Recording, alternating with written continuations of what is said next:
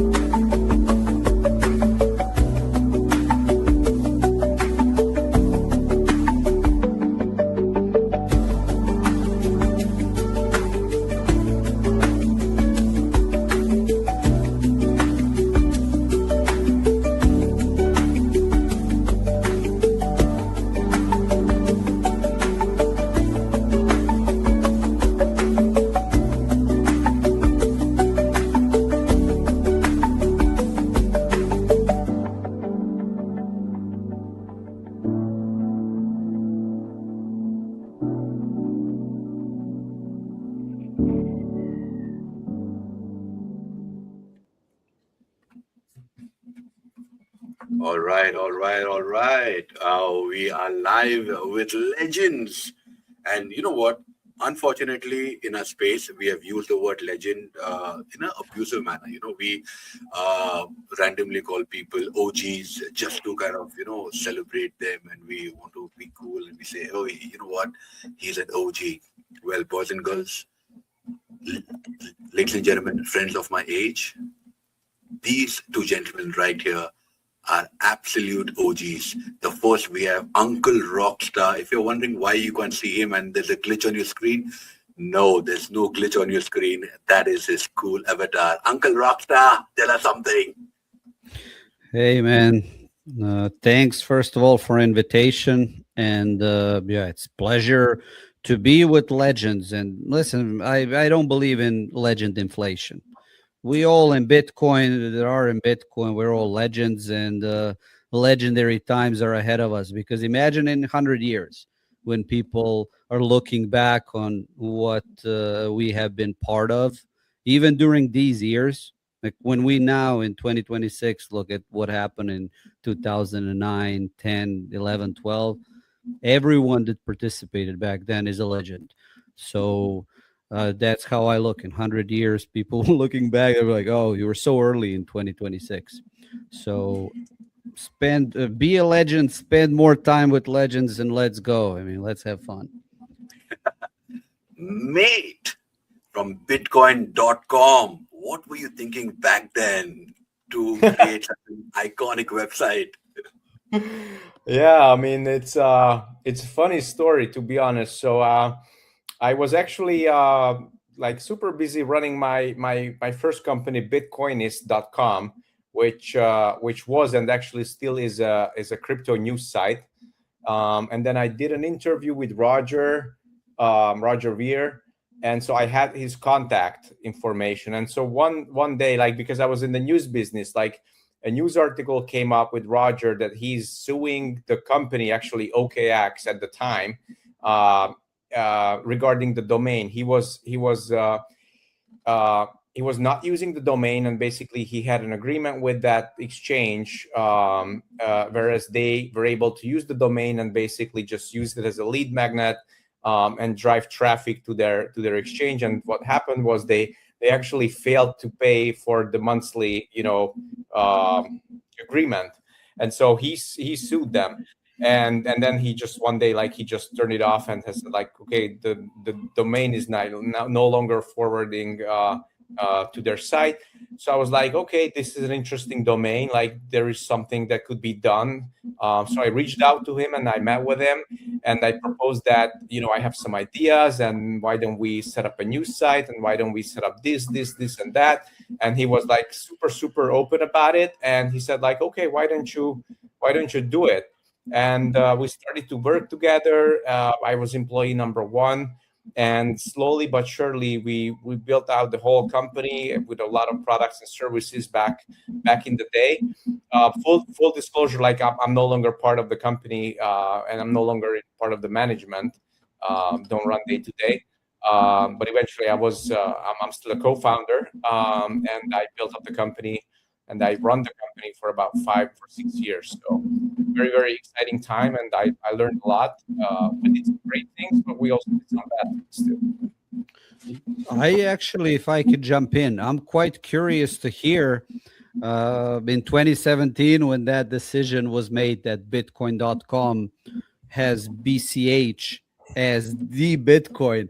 Like anything that you can share about those times, because as a observer back then that didn't have nearly as much presence on, like I was mostly on Reddit. Oh, I was so upset when that happened. Yeah, I Okay, mean, okay. Wait. Before you guys do it, I'm so sorry. Before you guys do it, I've sent you guys a link of the live. Go ahead, share it with the audience. Let's bring in more people. Let's bring it in, let's bring in okay. interesting questions, and let's get it all fired up exactly like Uncle Rockstar's background. Oh, okay. So let me just do this right now. Yes. I have sent it on my X, tweeted. So hopefully more people are just going to come and listen to it. Um, yeah, cool. Okay, so and now getting back to the question. Um, so for those of you who don't know what exactly happened, so in 2013 there was a fork in Bitcoin because 17. 20 sorry 17. oh yeah sorry it's what 2017 there's a fork because people did not agree in regards to Bitcoin's block size. The big blockers eventually wanted bigger blocks than 1 megabyte, and the small blockers wanted to keep it as it was. And more importantly, it was like I believe that like the main reason why it happened is because Adam Back was at the time really, really, really was pushing his agenda in regards to the Lightning Network, and so it seemed that there would be a consensus with the Hong Kong agreement, but then that fell apart. And so there was a guy called Armory Sachet and maybe another developer who basically said, okay, screw it, we're just going to fork Bitcoin and we're going to create another version of Bitcoin and call it Bitcoin Cash, which will have bigger blocks. And it's very important, like Bitcoin.com didn't fork Bitcoin, Roger Ver didn't fork Bitcoin, someone else did. So this group of people forked Bitcoin, and we just decided to basically back it and say that we believe that this is now what Satoshi originally envisioned in his white paper, meaning Bitcoin, a peer-to-peer electronic cash system. And looking back in terms of like what we did with Bitcoin.com, calling Bitcoin Cash and Bitcoin Core, like that was a terrible mistake, and I truly regret it. I wasn't the CEO at the time of the company. At the company, I was the COO. So basically, I was being told what to do, but like I'm not trying to find excuses. Like I still did what I was asked to do, and I should not have done those things, and I regret that. But I think it's also part of like someone's I guess someone's growth to be able to reflect and say, okay, I made a mistake at that time. Like at that time, I truly thought that like we needed bigger blocks. I still think we need bigger blocks. But in terms of like how we branded it, how we packaged it, how we communicated towards the world, how we tricked people into buying Bitcoin Cash that they thought it was Bitcoin, like all those things were wrong.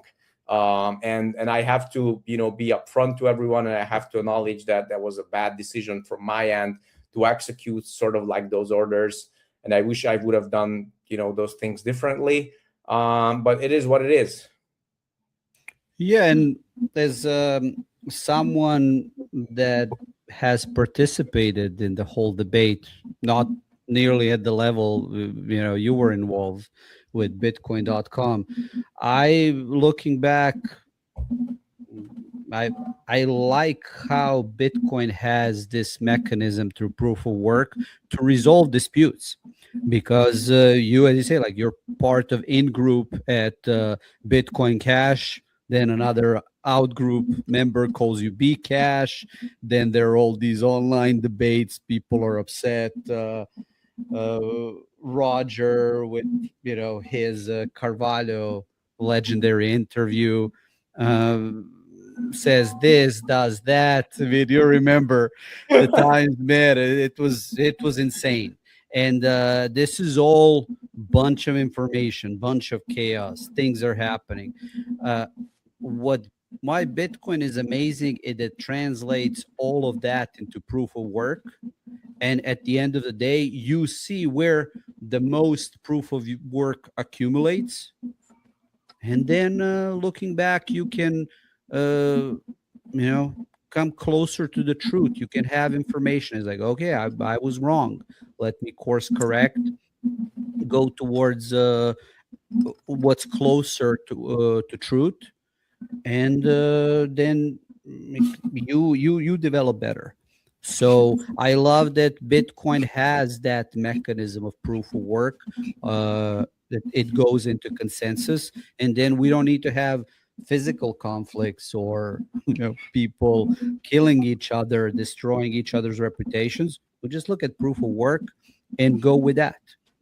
Yeah, although, like, if I may add, like, I still think that, like, on one hand, Satoshi was absolutely a genius in regards to like how he developed this and how he developed the governance model and how developed proof of work. But there is still like a very very big problem when it comes to like Bitcoin governance and how it's like, on one hand it's centralized in regards to the Bitcoin core people and the people who are influencing them and the people who are like sort of funding them to steer the direction of where Bitcoin is going, and particularly talking about Bitcoin implementation protocols, all those features that should be or should not be added to Bitcoin. There are like always some debates, like how many updates Bitcoin should have on a yearly basis. But there's one thing for sure: Bitcoin is robust, but that has advantages, but also disadvantages. And so, like, one advantage is that like it is very, very difficult to change anything in Bitcoin, but also a disadvantage is that there are other chains that are really just taking off and using that as an advantage, meaning they have much better things on chain than what Bitcoin has when it comes to blockchain, talking about smart contracts as an example, right? So, and just to give you more on that, like Satoshi in the early days actually put into the Bitcoin protocol 10 lines of code that's called opcat. And so that 10 lines of code of opcat would make Bitcoin programmable. And then Satoshi removed that because he thought it was a little bit too early. And now there is quite a bit of a push for opcat to be enabled, because that make Bitcoin programmable, and it would actually compete with Ethereum. But it's not happening because the Bitcoin core developers are very very slow, and they are just Conservative. their own agenda. Yeah, but that's also the thing that is part of the whole proof of work. And I would love, you mentioned Adam Back. Adam Back is very active in the current debate with BIP 110 and what's happening. So, But the biggest question is he Satoshi? oh no, Absolutely not. No. That's like if you see someone that says, "Oh, Adam Back is Satoshi," you know that that person is a twerp, and you. But you On mentioned that note, also Furks is with us, and he told me that everybody in the Bitcoin industry knows that Adam is Satoshi. no. He No, told no, me. no, no, no. That's all speculations. This But is yeah, exactly what what's you up, told me guys? in the afternoon call. Yeah, bro, you're not supposed to make it public. It's okay. No. See, now he outed himself. But going back to what I was saying, um, Satoshi had Opcat. Yeah, Satoshi had a poker client in Bitcoin Core. So that was also removed, man. The thing is, Bitcoin Core has an extremely tough job and it is becoming tougher and tougher because you are writing code that backs now a system worth trillions of dollars. And of course, there will be crazy political games where the 100% truth is not reached from your end, but it's all part of game theory. And if you look at the market cap, Bitcoin was king, is king, will stay king. Ethereum has smart contracts. Sure, Ethereum also has the same fiat exchange rate for last 5+ years.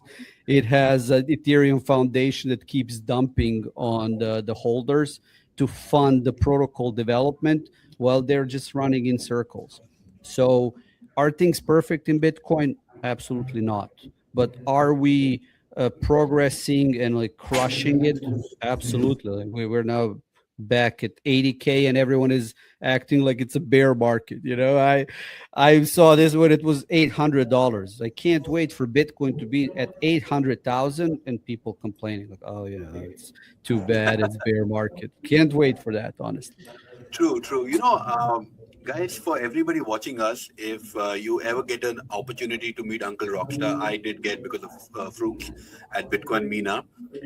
You know how people hand out visiting cards? He hands out a dollar bill, a legit dollar bill, but with a seal, right? So that is very interesting. How did he come up with that idea? Can you quickly take us Just to through that? just to just Go to ahead. add on to that, I was one of the lucky ones who got a $2 bill from Uncle Rockstar Dev.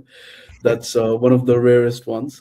And tell us about the fiat funeral that you do in all these conferences, Uncle Rockstar. Like, Also, I Fruits, mean, I think this I've is one of the upgraded. I've which pays. upgraded. See? So this is David Bailey from BTC Inc. I advise Man, BTC I Inc. absolutely need one of these in my office. Oh well, I Send us a think the file. next bit conference I'm at is BTC Prague, and then I will be at Bitcoin Hong Kong. I'm still seeing some other events I'm invited to, which one I will attend, but no, I have quite few of these, and the thing with business cards, man, I have so much fun with fiat. Look at this one. This one is fun. I had it in a yeah toilet. Put the sheet in because it was a perfect place for that sheet. I got it from Fed, and then where are my business cards?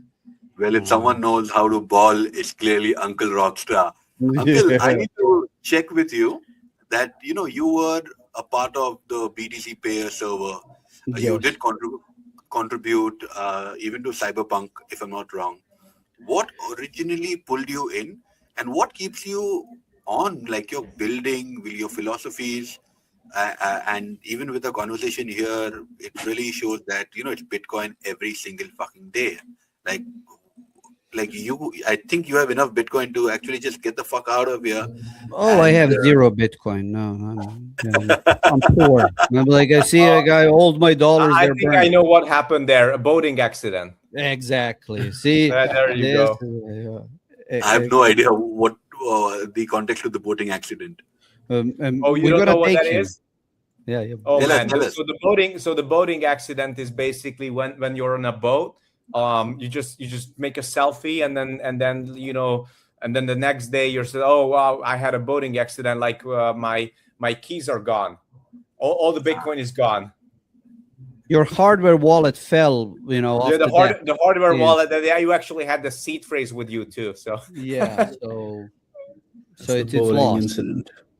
Yeah, but for me, man, the reason why I'm still around because I've been involved with BTC Pay server, but also I've been involved with Strike. Most people actually know Strike way more, because it's a for-profit company than BTC Pay server. And the thing that motivates me is that I am a cypherpunk. I've been cypherpunk before Bitcoin. And then when Bitcoin happened as an accomplishment that cypherpunks have been pursuing as a holy grail for decades, electronic cash was a dream. It was something, oh, if we have it, then that unlocks so many opportunities. And I, as a cypherpunk, continue to be inspired to participate in the ecosystem, especially as I've been now around for 14 plus years actively and more, and try to be a resource. As I'm a Bitcoin uncle, so I'm uncle to all Bitcoiners. And then because I, as now advisor to VC funds, to various Bitcoin companies, I have resources to attend events around the world. I'm invited, covered. I see that as even an obligation to share what I've gone through. Like the fruits of my labor have been immense. So share something of that. As you say, like my business cards. I just get Fed to print me a stack or few stacks, so ones or twos or fives. Next time, that's what I do. Like when you see me first time, I'll give you $1 bill, then $2 bill, then five. So I do that to remind people of the perniciousness of the fiat. And You know, yeah. I need to bring this to everyone's notice that the cyberpunk movement was actually inspired by a professor called David Lee Chum. Now, I have Yeah. had the luck to actually sit down with David Chum and have a long conversation in my car while driving from Dubai to Abu Dhabi.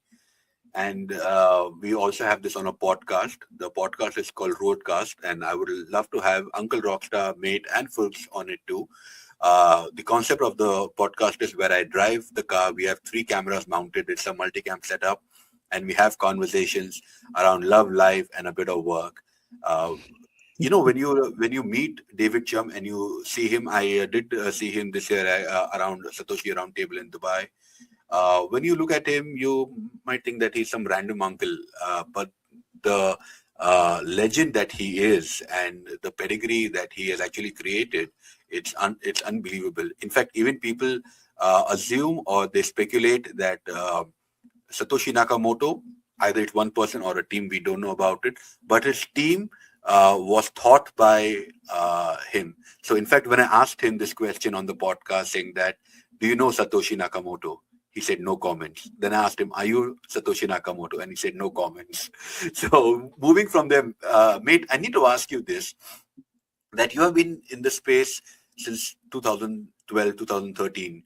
You have been in mining, you have been in media with Bitcoinist, wallets, exchange. What's the biggest evolution you have seen in crypto till now, and what hasn't changed at all? Oh, that's a good question. Before I answer it, just one follow up in regards to Uncle Rockstar there. So I think Jack Mollers has this super famous saying: "Why should one man work for something that another man prints for free?" Just to reflecting back on fiat, right?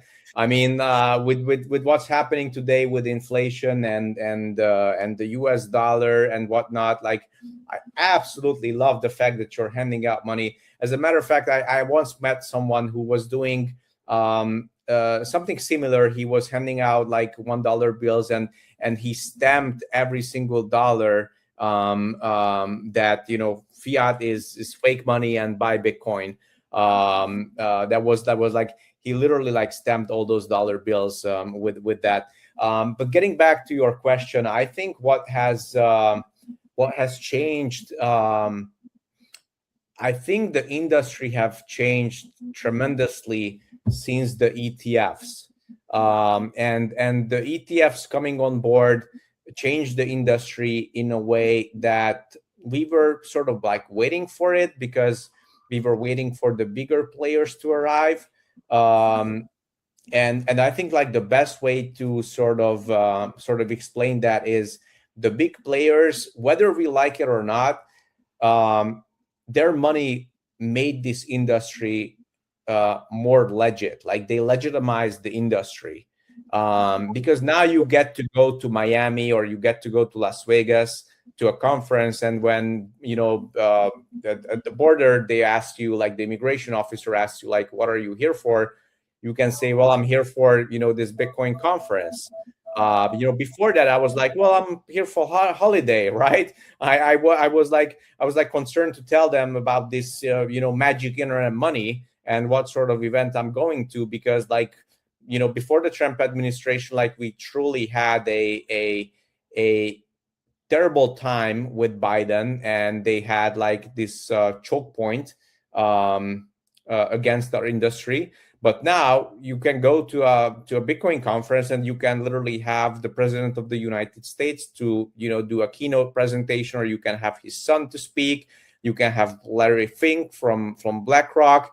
Like, that is, I think, the biggest change. And I'm not saying like it's a big giant innovation, to be honest with you, because ETFs are not like super advanced stuff, but it is something that that has happened and that has changed this whole industry tremendously. Yeah, and I would add to that, to build on top of what you're saying. I think the biggest issue with all of that happening are people's egos. Yeah. We all have a role to play in hyper Bitcoinization of our society, because we all know world will be a better place once state and money are separated. But what we all need to also realize, and maybe it's easier for me as a cypherpunk, because as a cypherpunk you do want to focus on privacy, on cryptography, on technology. You don't need to be that much in spotlight, but it's super hard for people that are in spotlight, that are promoters of Bitcoin. They see themselves as a spokespeople for Bitcoin. They are that, and then Trump comes along, and suddenly you're obsolete, because why should I promote Bitcoin when now I have Donald Trump pumping our bags? Right? It's so much better that President of America goes and talks about Bitcoin and people listen to that than they listen to me, because I will also, it's better for me, because I will get people who actually care about technology and my own knowledge and experience to listen, and then it will be more substantial conversation. But for a lot of people that were like Roger, very popular, very in the spotlight in 2014, 2015, they were the driving force behind Bitcoin. It's super hard to be like, okay, uh, your time is up. You need to move aside and let younger people with more energy lead. And that's the biggest problem I had looking back on Roger, is because he just wouldn't quit. He would keep being a blocker for people, amazing people who had lots of talent, lots of capability. He would keep blocking them with his nonsense and his lost battles. And luckily, we are past that. He's also, I'm glad that he no longer has that trouble with IRS and all that stuff. That's finished. So, man, maybe he should become an uncle, start the retirement, be like Uncle Rockstar, travel around, yeah, make good moments with people around the Uncle, world. tell me this, that you always say you always describe Bitcoin as a mirror for personal growth and low time Yeah. preference.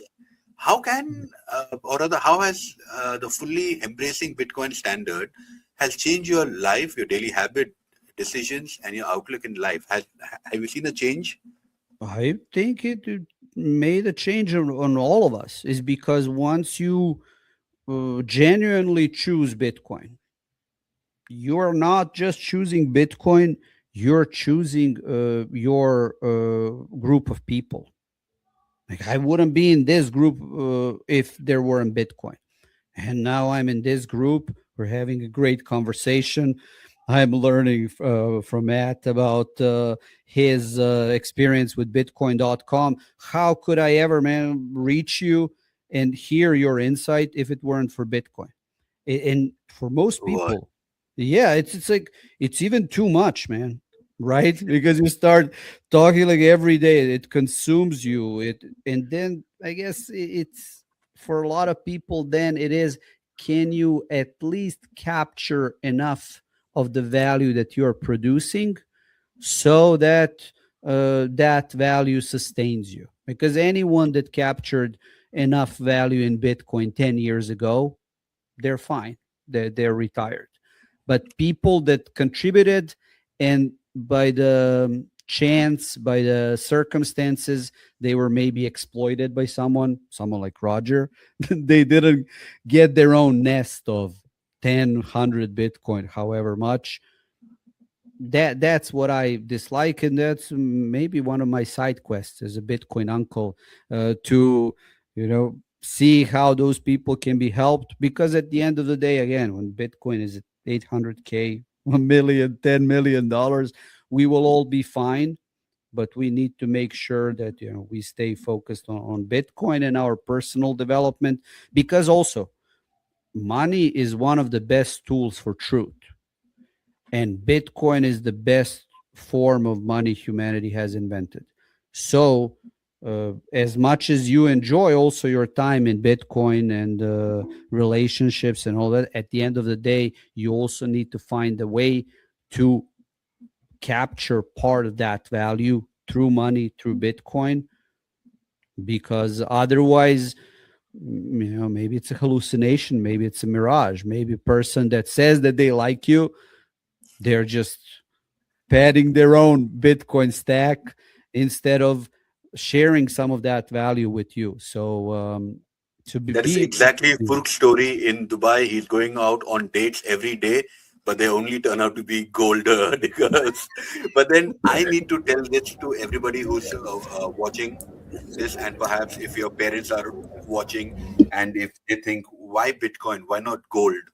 Gold is great, but how are you going to carry around so much of gold? There is digital gold, yes, but then do you control it? Is it something that you can keep it under your control?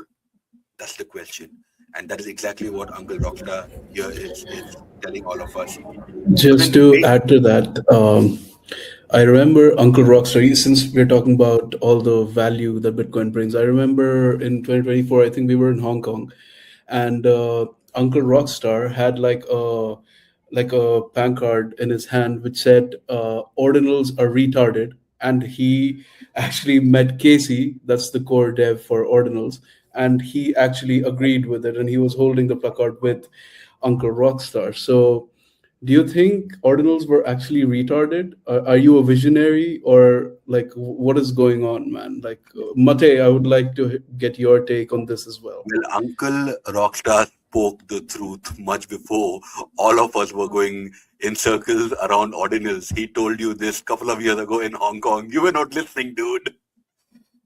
I was, but I want to listen to him now, and even Mate, why don't you you're on go mute. first, my friend?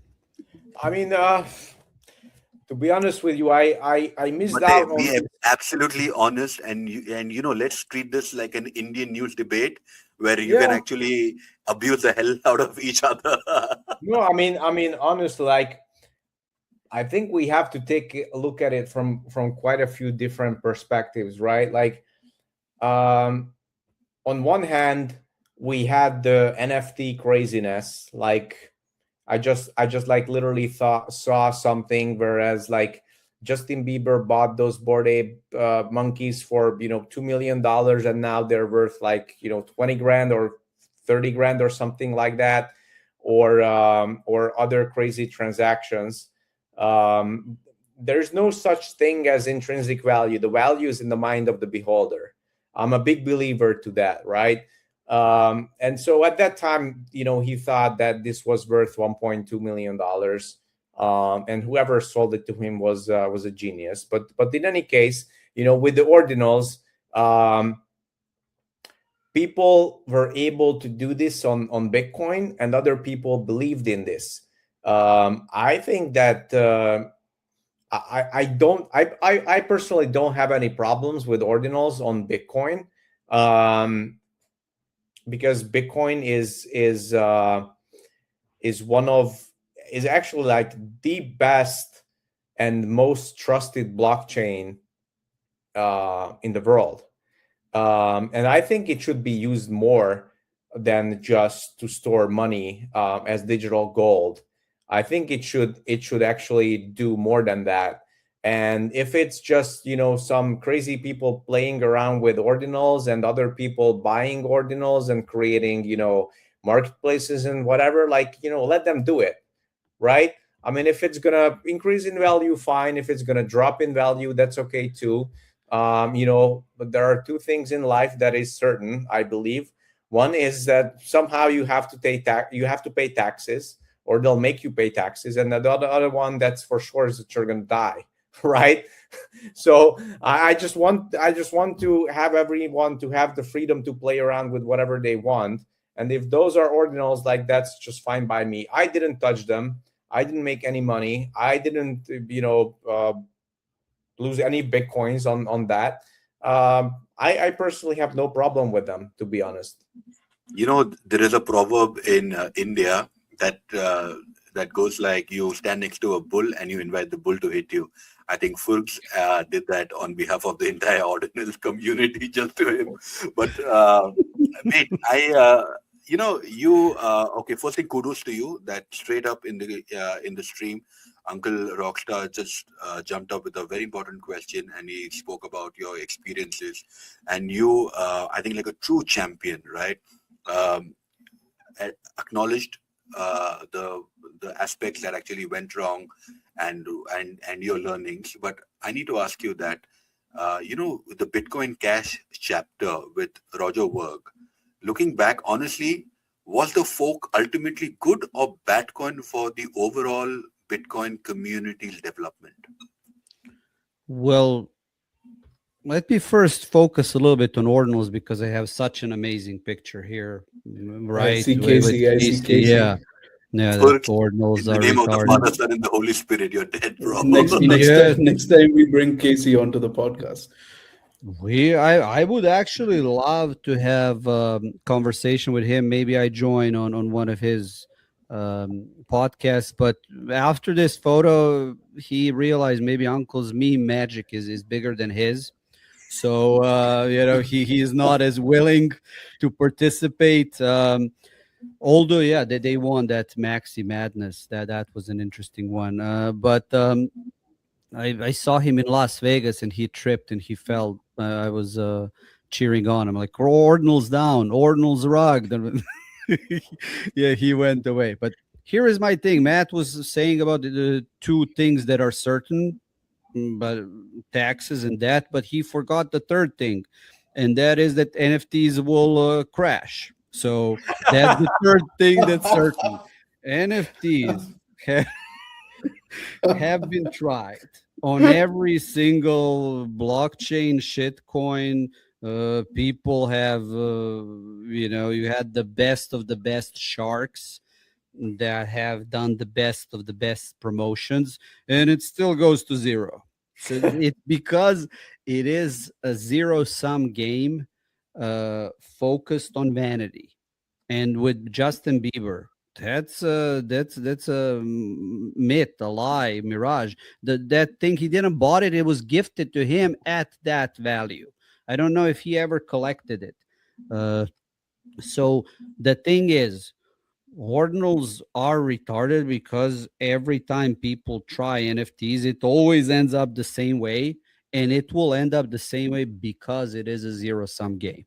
And now we can discuss how all of us individually approach that, because there are people on one side of the spectrum that are extremely toxic, extremely aggressive towards anyone that is even mentioning NFTs. And then there are people on opposite side of the spectrum who are like, I know it's a scam. I'm trying to make money off of it.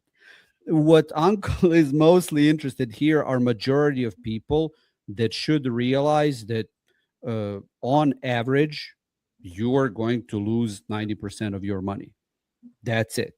And the reason why Bitcoin is as successful as it is because we all know in quote unquote crypto, all the scammers on shitcoins, what they do to people. Like I still get invitations. You remember the ICO area? Join this Telegram group. We print tokens, we dump it on retail and make money. And because I'm nice guy, respond to people's messages. I tell them like, listen, I don't need that in my karma. What it's someone loses $10,000 of their savings, so I get $1,000. Like, screw that. You know, So just I'm sorry, just want to add on to whatever you're saying is absolutely true. But then Uncle Roger, sorry, Uncle Uncle Roger, you'll make him into uncle, right, Matt? Like you'll become Uncle uncle, Rockstar, not Uncle Uncle Roger. Roger. Uncle Rockstar, it's not about $10,000. It's about the way I would like to look at it is the guys who actually have $20, $50, Yeah, which perhaps for them could be a, a day's outing, or something that they have kind of saving up to give something to their parents, or the stuff like that. And by the way, guys, for everybody watching this, I've worked with celebrities all my life as a master of ceremonies, as as an event director. Let me tell you something. Celebrities do not buy anything on their own. Let me repeat this. Celebrities do not buy anything on their own. It could be a plane ticket. You see them traveling in business class. They haven't paid from their own wallet. You see the cool bags that they're wearing. It is gifted. You see the cool stuff that they have, could be NFTs. Well, it's been airdropped to them, because then you, me, or somebody else, as a founder of that project or a founder of that brand, or the person who's organizing the event, we would actually go ahead and bear that cost, and then use that as a PR opportunity. See, we are sitting here and talking about Justin Bieber, or we can talk about Boat Ape Yacht Club, where there are a lot of celebrities being mentioned there, Eminem, and so on. Please remember that everything is a PR game. What you see is not what is the reality. Coming back to Mate, my question to you was, how has the Bitcoin Cash chapter impacted the Bitcoin community?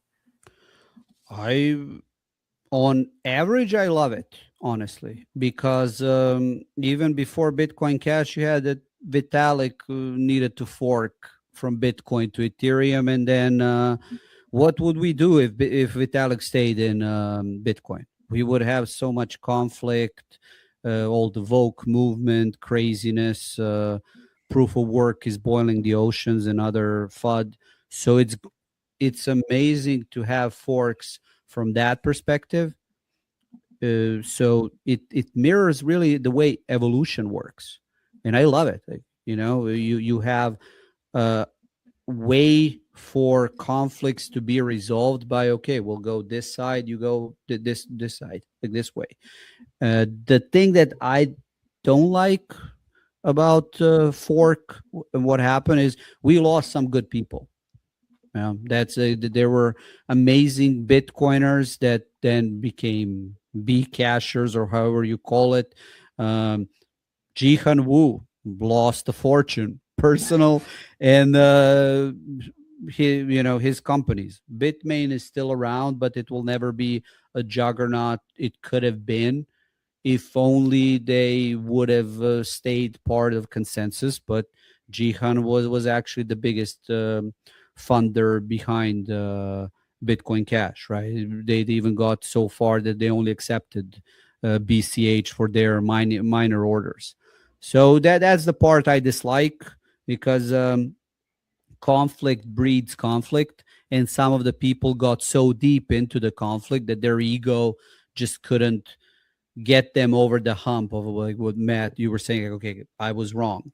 There are people who still hold grudges against, say, Adam Back or Carvalho or whoever, and that prevents them from being part of Bitcoin and pouring their life force into Bitcoin, which is a shame, because as long as person is quality person, we're all better by them participating in the system. And you're muted, mate. I agree. I have to add to that. Like, I couldn't agree more, to be honest. I think one particular idea that I just came to my mind is that all those and we don't know, and I don't have any exact details, but I think like all those forks and all those arguments and all those fights, there should be one outcome, is that all those should make Bitcoin better. If those are challenging, the core developers, if those are challenging the people submitting BIPs, everything should just basically taking into consideration that should make Bitcoin better. Um, you know, and the same thing with honestly with Paul Stort's eCash fork that's coming up in August, right? Like he says, like, I don't think there's going to be ever much consensus in Bitcoin. I don't think that those guys will ever want anything to be accomplished. So I'm taking my actions into my own hands, and the market will decide. Because eventually he's a big proponent of BIP 300 and 301, right? And he even said, like, I'm gonna fork Bitcoin, and if Bitcoin later actually implements BIP 300, then all it was worth it, right? I don't think that's gonna be the case in terms of that BIP 300 proposal, but in any ways, like, it will just make Bitcoin better, because maybe someone in Bitcoin Core, or maybe some of the big money BlackRock, or David Bailey with Naka, will actually just say, okay, let's get all these people back together, get in a room, and try to come up with something that would make Bitcoin better when it comes to governance, when it comes to those upgrades.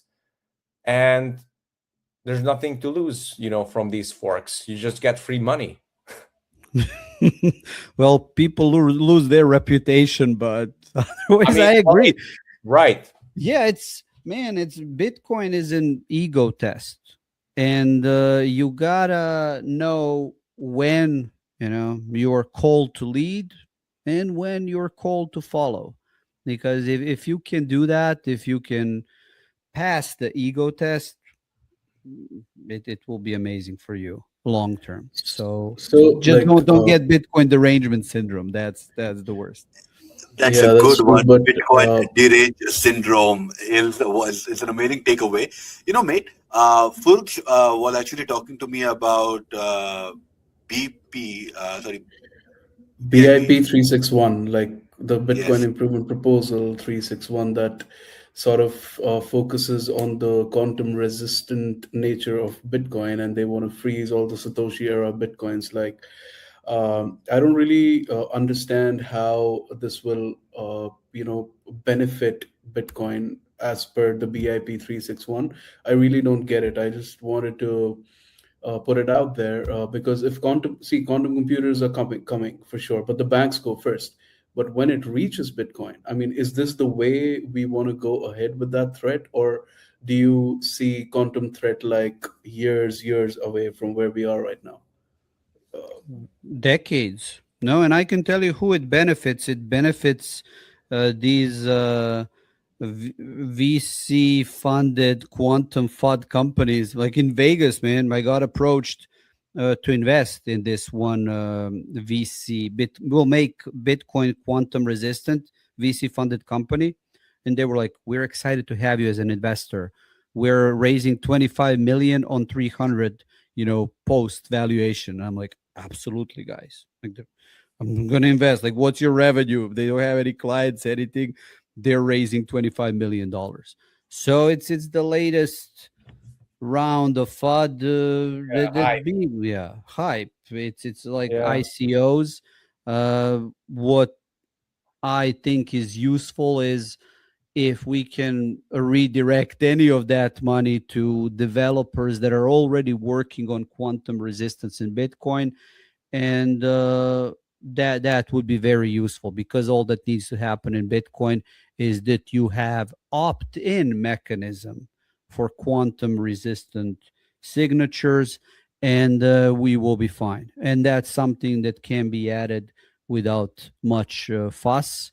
The only problem is that is now the right time to do it, because the cryptographic methods and signatures have been evolving.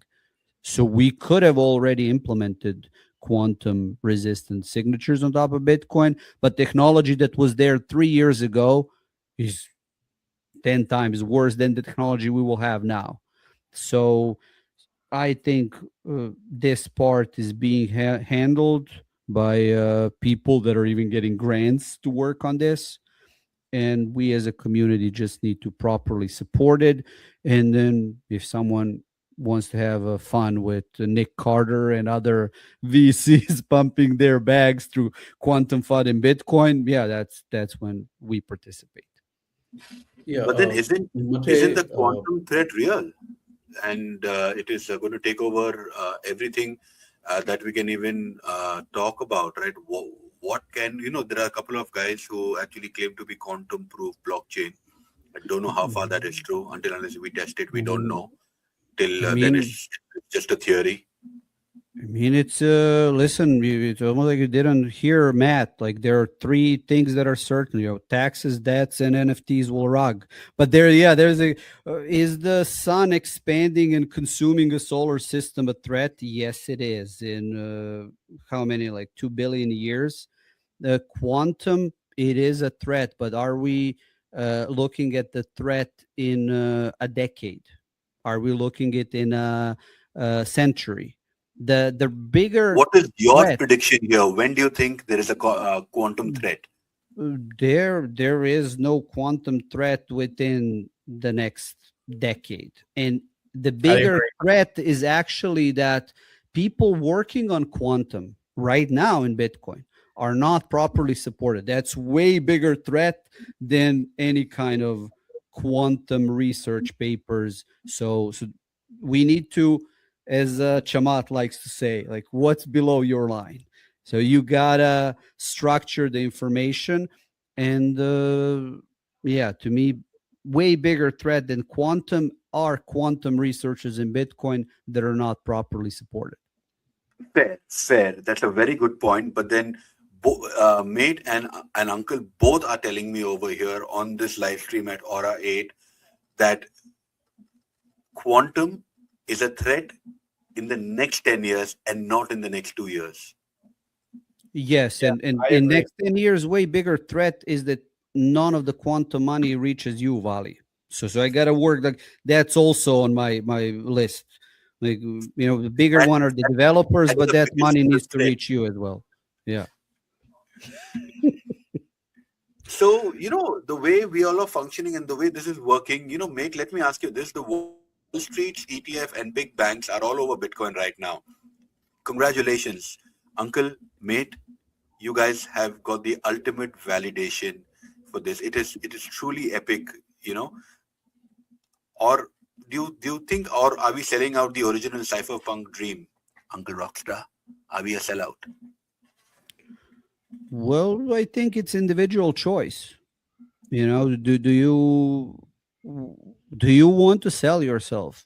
Yeah, and we're all selling ourselves by Well, I being am a media present. creator. I am a sellout. You pay me money and we get you online. Yeah, but that's like, okay, there's also like, what is your price? What are the goals that you're pursuing? Because I've had accusations that by working on Strike and not, which is closed sourced and not BTC Pay server, I am a sellout. So I think this is where each one of us needs to focus on their own individual truth and what it is that you're pursuing. So for me, cypherpunk ideals will always come as you're showing first. So, and everything rest, I these banks and people like Sailor, they're joining Bitcoin. Hey, from my perspective, they are creating and adding value. So they have their own lane. I have mine. Let's go.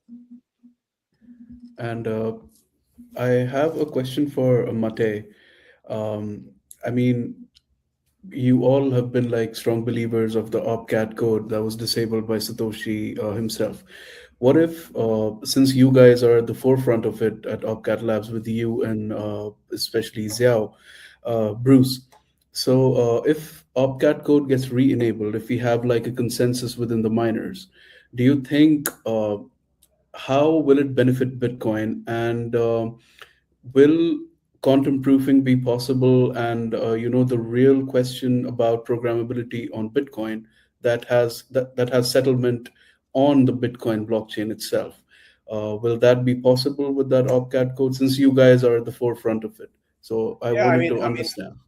honest, like absolutely. Like the way I look at it is that when I first got into Bitcoin, I used Bitcoin on a daily basis, and I paid a bunch of things with it, and I transacted with it almost every day.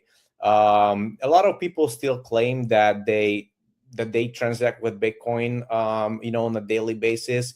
As a matter of fact, I hear that a lot of people are using it in Venezuela and third world countries, but mostly on Lightning Network, which is, I guess, fine too, because they don't have much other options. Um, I still on the stance that Bitcoin is almost a $2 trillion asset class. That most of it is just sitting there idle and it's not being really used. And I think Bitcoin finance, as it is, in its current shape or form, is not where it's supposed to be. And the reason why opcat enablement would be great is because, like you said, everything would happen on chain, on layer one, trustless, no bridge, no nonsense, no nothing. Everything would be basically backed by the proof of work mechanism, by the greatest blockchain mankind has ever seen. So I'm a big believer that would make Bitcoin much better, and people would use a lot of Bitcoin finance applications, services, products. So that's part of the reason, like, why I got so excited about it in the first place. Yeah, Interesting. right. I understand. Let's talk about all the Bitcoin education that is happening around on easy and on ramping. It's still huge. What do you think is the next chapter for Bitcoin and the whole ecosystem? Uh, like, how do we bring in the next million people? ETFs have done a great job, but then it is still, perhaps not in the true essence of decentralization. Honestly, like I don't think that and I don't think that Uncle Rockstar is going to like this, to be honest with you. And I had this panel discussion in Las Vegas about it. And then the fact that most people are onboarded in today's sort of crypto world through ETFs. On one hand, it's good to the industry. On the other hand, it is so easy for them to get onboarded in a way where they are not holding their own keys, is sort of losing the whole purpose of what Bitcoin and crypto is all about, right? Like the famous saying, not your keys, not your coins, right? But the harsh truth is that a lot of people don't even understand what that means. A lot of people don't even care about what that is. And I think, we just have to let them live with it, right? Because if Binance gets hacked today, I'm pretty sure Uncle Rockstar is going to have just a sound sleep because he's not really keeping his coins there, right? And I will have a sound sleep as well. If BlackRock gets hacked, the smart money isn't really going to have a sound sleep, right? So at the end of the day, it's really your decision, right? Do you want to get educated regarding that? Like, are you smart enough to make millions of dollars and then invest into Bitcoin, but you're not fucking smart enough to write down 24 words on a piece of paper, uh, and put it in a safe place, whereas like you just give it to like third party custodians because you believe Coinbase is never going to get hacked, or BlackRock is never going to get hacked, right? Honestly, we live in a world like it's your choice. I don't care. It's not going to be good for Bitcoin if Binance or Coinbase or BlackRock gets hacked, but Bitcoin isn't going. That's not going to be the end of the world. All it's going to mean that Bitcoin probably drops in value, and then Uncle Rockstar, me, you, and Ferk, we can just scoop up some cheap tokens, and then let the market recover, and then we'll just be happy. And for me, really, I think the next big expansion of Bitcoin adoption is through AI. If you even query AI right now on which money it prefers, it says Bitcoin, because uh, there were some discussions in Bitcoin that there is discrimination here, discrimination there. That's all us humans with our ego painting picture the way we wanted. The Bitcoin is such a great money for another reason, is that it can't even discriminate whether you're a human or not. So Bitcoin is the only money that AI can use without being subjected to system of control of humans. And that's why AI will be doing for AI especially. It's easy what you were telling Matt. 24 words or even 12 words is secure. Yeah. It can generate it like this, and it can hold value on its own, self custody. So I think that's the next big wave of adoption. And for humans, really, like if you're not already in Bitcoin, get in while you still can. And I would advise not even go too much into technical details, but find what and who, more importantly, is the voice in Bitcoin that speaks to you, and then connect with that person, with that group, and move forward. Because the biggest mistake people make is just they keep being stuck in their own little world. Don't do that. There are so many people in Bitcoin willing to come together as we have today, and find those groups for you. Listen to Vali's podcasts and streams, and find your voice, find your group. Damn, that is a very expensive endorsement. I don't think I can afford that, Uncle Roger. Sorry, Uncle Rockstar, but thank you so much.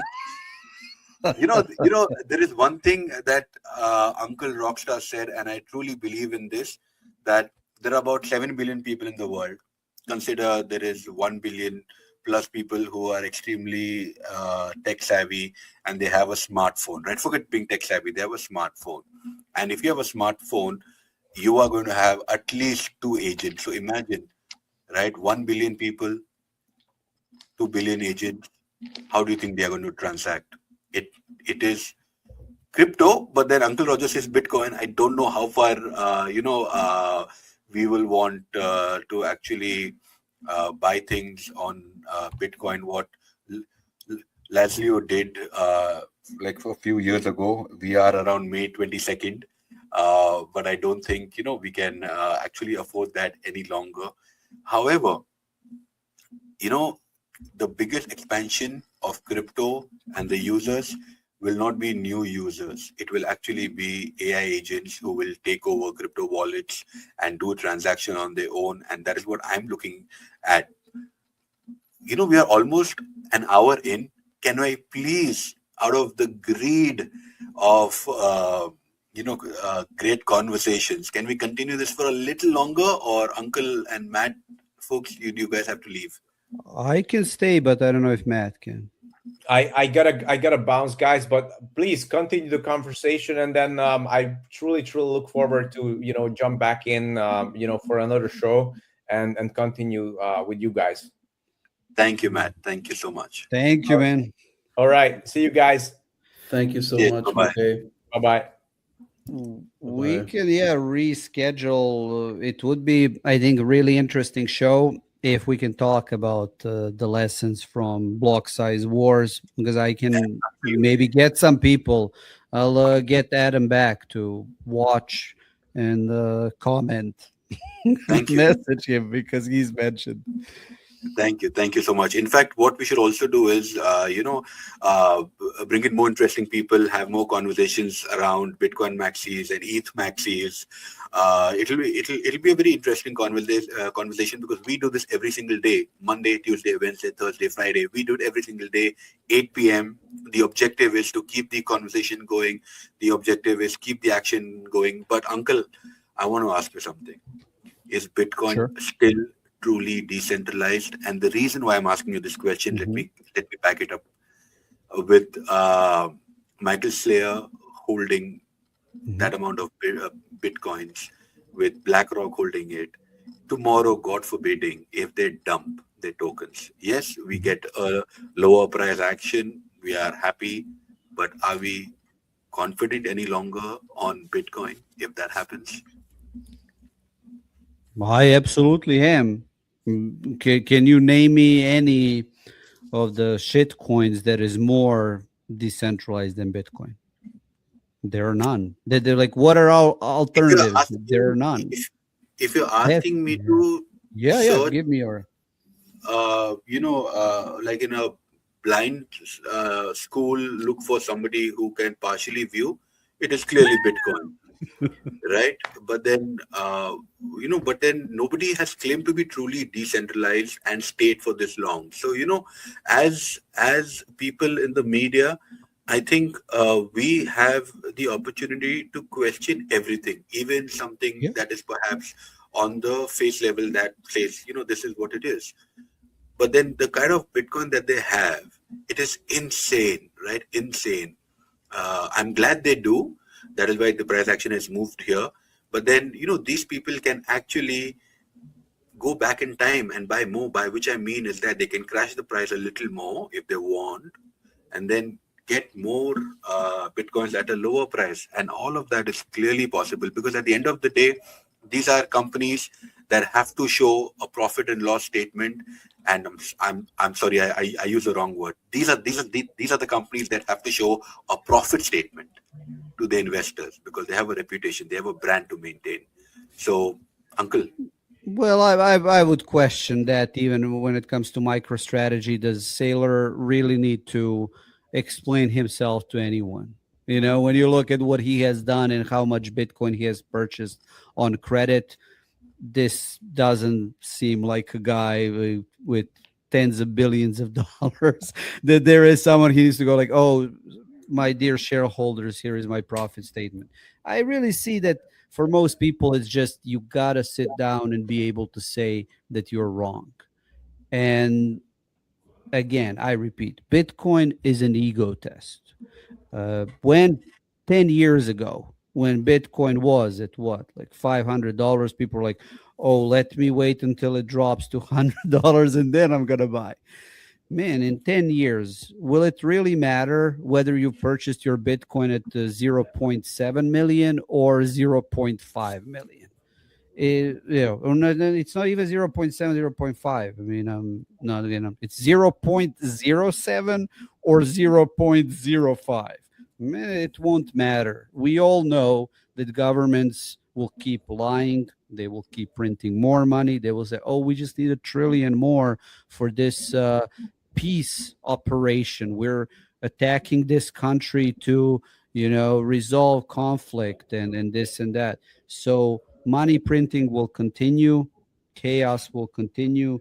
The only stable signal in all of that will be Bitcoin. And can Bitcoin be better? Yes, absolutely. But there is no alternative.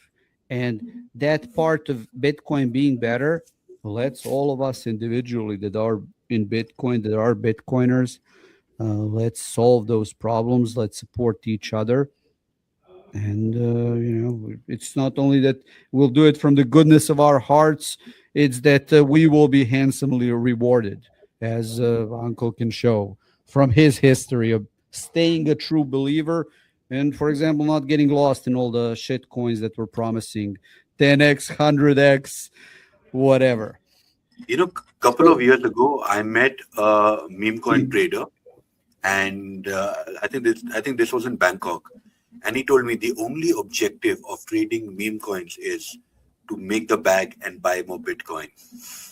Yes, yes, your exit liquidity for more Bitcoin. You see, North Korean hackers, they hack Ethereum because it has shitty tech, and then they turn it into Bitcoin.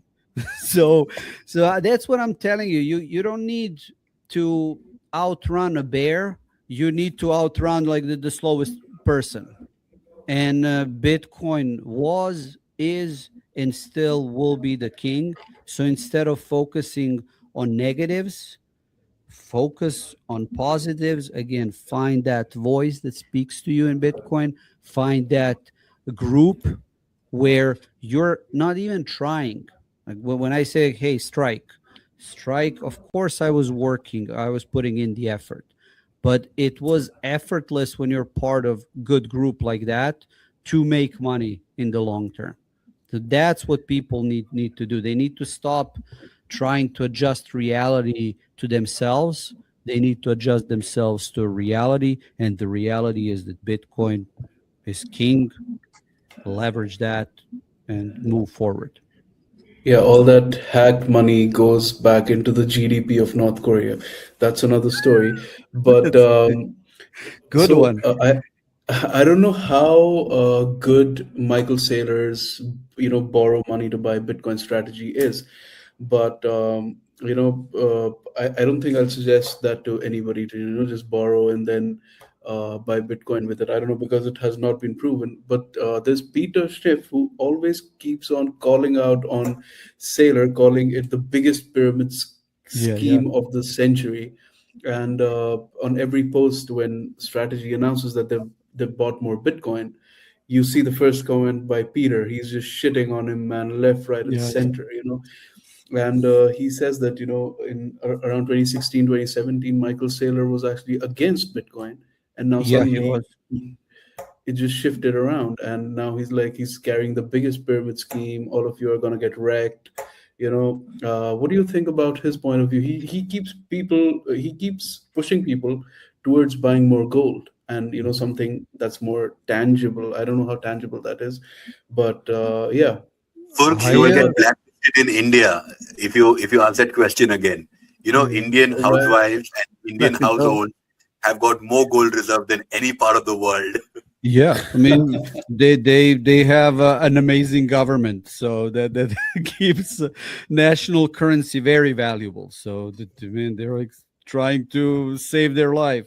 Yeah, shout out to everyone in India. I hope we get on Bitcoin standard. Peter Schiff, he's one of my favorite Bitcoiners.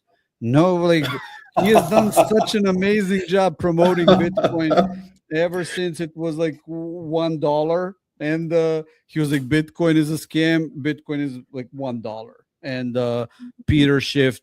Yeah, Bitcoin is now at $80,000. Peter Schiff is still like Bitcoin is Exactly.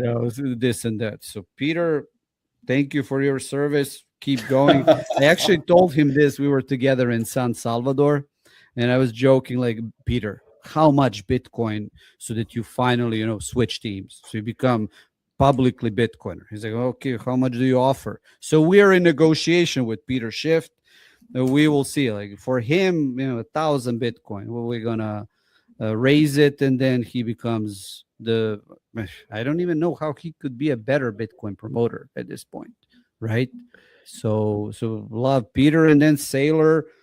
Man, the whole borrowing money and buying Bitcoin is insane strategy. It's really like, Sailor even had that post. I need to find it. Where he's like, sell your organs, buy more Bitcoin. It's like, okay, Sailor is joking. Is like, the thing is, imagine like we get just one more Sailor. What would happen with price? Imagine this is just like one more Sailor at that level, and we're getting there. You see these companies. We had the wave of Bitcoin treasury companies that was insane, but out of that wave there will come out one or two companies, and then when the next upward leg starts, it will be like we saw with even recently. You remember from 60,000 USD to 120, how quickly it happened. Yeah. So So if we take again, the 4-year cycle also into consideration, I think we're already like 7 8 months from the peak, and if you follow the 4 year cycle, so around uh, September this year, we might see the bottom. That's what, according to the 4 year cycle, that's my analysis. I mean, that's what I've been doing. So, do you think that we're still in the 4 year cycle, or is it actually over? I don't know. I as a cypherpunk again, I don't follow that because to me, man, I really look in terms of 0.07 Yeah. million, 0.05. It's all irrelevant because what I'm interested in is what will happen in 50 years, in 100 years. And luckily, I can afford that long term thinking. And I try to encourage more and more people to find the ways to get into positions where you can have that long term thinking because it's much easier position, much more peaceful position, and you don't need to, you know, I'm waste really time tempted guessing. here. I'm really tempted here to, perhaps request Uncle Rockstar to change his name and maybe Mhm. call him the Bitcoin Guru, because he, you know, Uncle actually speaks with so much of calm and with so much of insights that I think a Bitcoin Guru will be a far more better name that would suit him. And the reason why I'm sure even Furki will agree, we come from the lands of Babas and Gurus, so we know, when we see one, and we can clearly see that insight in you. And of course, there is no pun intended here. There is no sarcasm here. I mean what I say, because what you have been doing with your philosophies is truly incredible. But tell me something.